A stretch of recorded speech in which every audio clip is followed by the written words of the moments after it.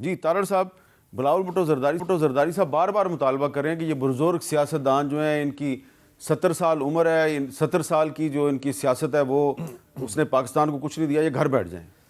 دیکھیں میرا خیال ہے زرداری صاحب کی بھی عمر جو ہے وہ خاصی ہے، کوئی مطلب بہت زیادہ ڈفرینس نہیں ہے، اور ایسی باتوں کو سنجیدگی سے نہیں لینا چاہیے۔ کسی نے کہا ہوگا کہ جی آپ یوتھ کے ووٹ کو کیپچر کرنے کے لیے یہ ایک نعرہ لگا دیں، تو انہوں نے لگا دیا ہوگا، اس کو ہم سنجیدگی سے نہیں لیتے، اور کیا پتہ کل کو پھر ہم اکٹھے بیٹھے ہوں، ایسا وقت آ سکتا ہے۔ تو اب پرابلم یہ ہے کہ پنجاب کے اندر میجورٹی سیٹس پہ ان کے پاس امیدوار نہیں، کسی زمانے میں ہوتے تھے، 2008 میں ان کی بہتر پوزیشن ہوتی تھی، اب وہ پوزیشن نہیں ہے۔ چند جنوبی پنجاب کی سیٹیں ہیں جہاں پہ کچھ بااثر شخصیات ان کے ساتھ جو ہیں وہ موجود ہیں، تو میں سمجھتا ہوں کہ یہ بس ایک سیاسی نعرے، ان کا کیا بندہ گلا کرے، کیا کہے، ہم تو عزت کرتے ہیں، اکٹھے بیٹھے رہے ہیں کیبنٹ کے اندر، تمام فیصلے مشترکہ کیے ہیں، تمام فیصلے مشاورت سے کیے ہیں، تو اب وہ اگر بزرگی کا تانا دیتے ہیں تو ہم تو کسی کو یہ نہیں کہیں گے کہ بچوں کے کھیلنے کے دن ہے، یہ بھی نہیں کہنا چاہیے۔ تو میرا خیال ہے آصف علی زرداری صاحب کو چاہیے کہ بلاول صاحب کو سمجھائیں کہ جو تجربے کار لوگ ہیں، عمر کے اس حصے میں ہیں، جنہوں نے ملک میں ڈیلیور کیا ہے، ملک کی باغ دوڑ ان کے ہاتھ میں رہی ہے اور چیزوں کو بہتر کیا ہے، ان کے تجربے سے سیکھنا چاہیے۔ اچھا، آج بلاول صاحب نے ایک 18ویں ترمیم کے حوالے سے بھی بات کی ہے، جی کیا بات کی ہے، ذرا سنائیں جی۔ پرانے سیاستدان ہیں یا پرانے سیاست کر رہے ہیں، وہ آج سے دعوے کر رہے ہیں کہ 18ویں ترمیم کو ہم ختم کریں گے، NFC کو کم کریں گے۔ مطلب یہ ہے کہ چترال سے وسائل چھین کے اسلام آباد کو دلوانا ہے۔ کیا آپ اس کے حق میں ہیں؟ یہ بتائیں جی، آپ کو لگتا ہے، کیونکہ آپ بھی ایک اپوزیشن پارٹی ہیں، کہ 18ویں ترمیم جو ہے وہ خطرے میں ہے؟ بلاول صاحب صحیح کہہ رہے ہیں؟ دیکھیں پہلی بات تو یہ ہے کہ میں جو بلاول صاحب نے بیان دیا ہے اس کے اوپر کامنٹ ضرور کرنا چاہوں گا کہ نوجوان لوگوں کو آگے آنا چاہیے، اور یہ بات عمران خان صاحب نے بھی بڑی واضح طور پر کی اور ثابت کر کے دکھائی۔ آپ مراد سعید کی، باقی لوگوں کی، آج ہم بیٹھے ہوئے ہیں تو ان کی وجہ سے بیٹھے ہوئے ہیں، تو موقع دیا ہے۔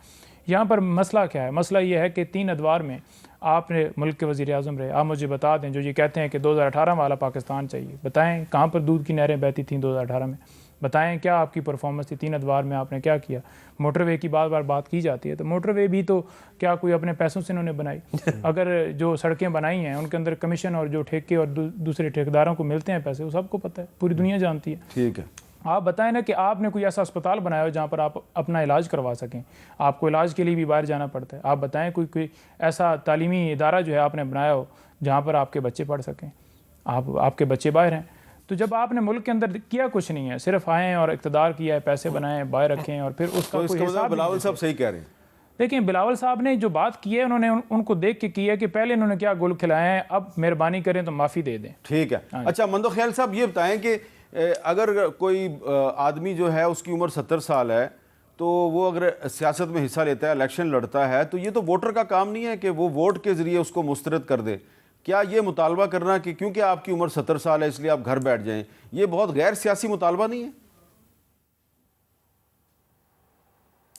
نہیں حامد میر صاحب، میرے خیال میں اس کو اگر اس نظر سے دیکھا جائے کہ پاکستان کی جو یوتھ ہے، اور الحمدللہ 18 سال کی ووٹر کا جو حق تھا وہ میں نے دلایا۔ میں عمران خان صاحب کا وکیل تھا اور یہ پٹیشن میں نے سینائی کورٹ میں داخل کیا اور 1.5 کروڑ نوجوانوں کو میں نے یہ حق دلوایا۔ آپ عمران خان کے بھی وکیل تھے؟ آپ عمران خان کے بھی وکیل تھے؟ جی میں وکیل تھا۔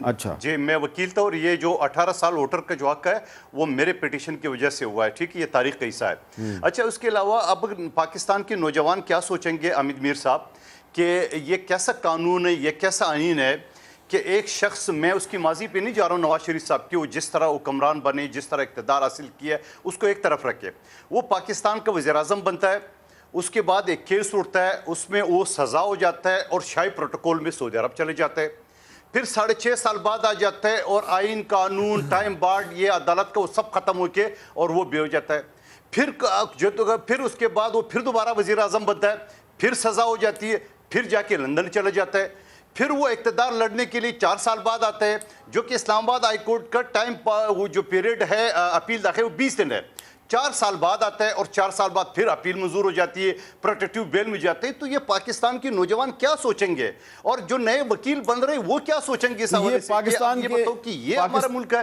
یہ قانون ہے، یہ آئین ہے۔ اچھا، یہ پاکستان کے نوجوانوں کو اس وقت بھی سوچنا چاہیے تھا جب وہ शहबाज शरीफ साहब की हुकूमत के वज़ीर दाखिला बन गए थे। लेकिन तारड़ साहब ये पॉइंट तो वैलिड है, इसका तो जवाब आपको देना चाहिए। इसका जवाब कि बड़ा अच्छा है। हमेशा नवाज शरीफ साहब को जब भी सजा होती है तो वो कभी सऊदी अरब चले जाते हैं, कभी लंदन चले जाते इसका जवाब ये है कि सड़िया ना कर, दुआ करया कर। इतना ही कहूंगा मंदोखेल साहब को। अच्छा। देखें 99 में किस बात की सजा जी?